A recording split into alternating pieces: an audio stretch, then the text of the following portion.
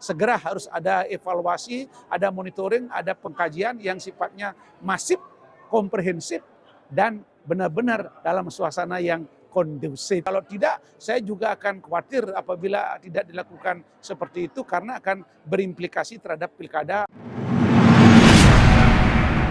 Itulah suara rakyat. Kalau suara rakyat kan memang tidak bisa kita pikirkan di permukaan saja.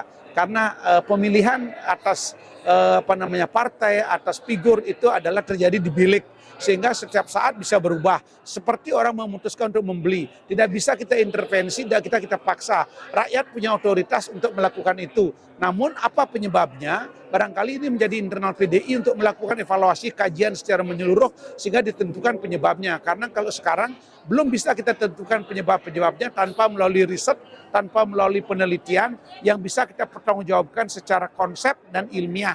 Jadi sebaiknya menurut saya tugas daripada partai PDI lah, karena selama ini menjadi leader, tetapi sekarang untuk pemilu yang ketiga berturut-turut ini kemenangan beliau ini sekarang walaupun masih menang partainya masih menang di Bali berdasarkan quick count, tetapi kalau sampai terjadi hal-hal yang paradoks seperti ini tentu harus dilakukan riset oleh Departemen Riset di PDI Perjuangan untuk ditemukan solusi sehingga nanti pengambilan keputusan ke depan tidak lagi berbasis hanya dalam bahasa Bali kone, tetapi berbasis argumentasi yang bisa dipertanggungjawabkan baik secara ilmiah maupun secara faktual.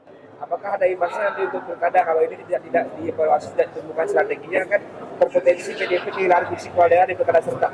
Bisa jadi terjadi itu apabila tidak dilakukan suatu solusi yang secepat-cepatnya. Bila mana dalam tempo yang secepat-cepatnya harus adakan kajian. Sehingga nanti apabila ada tahun ini, bulan Oktober ada pemilihan pilkada, tentu sudah diketahui kelemahan-kelemahannya apa, sehingga formula-formula yang baru bisa dilakukan. Kalau tidak, saya juga akan khawatir apabila tidak dilakukan seperti itu, karena akan berimplikasi terhadap pilkada atau pemilihan-pemilihan kepala daerah, bupati, wali kota, dan gubernur. Jadi menurut saya segera harus ada evaluasi, ada monitoring, ada pengkajian yang sifatnya masif, komprehensif, dan benar-benar dalam suasana yang kondusif. Itu saya rasa. Jadi tidak lagi PDIP bisa tanda kutip jumawa. Dulu kan ada istilah Gojok pun diusung jadi calon gubernur menang. Ya itu mungkin masa lalu, tapi masa kini berbeda karena generasi juga berubah.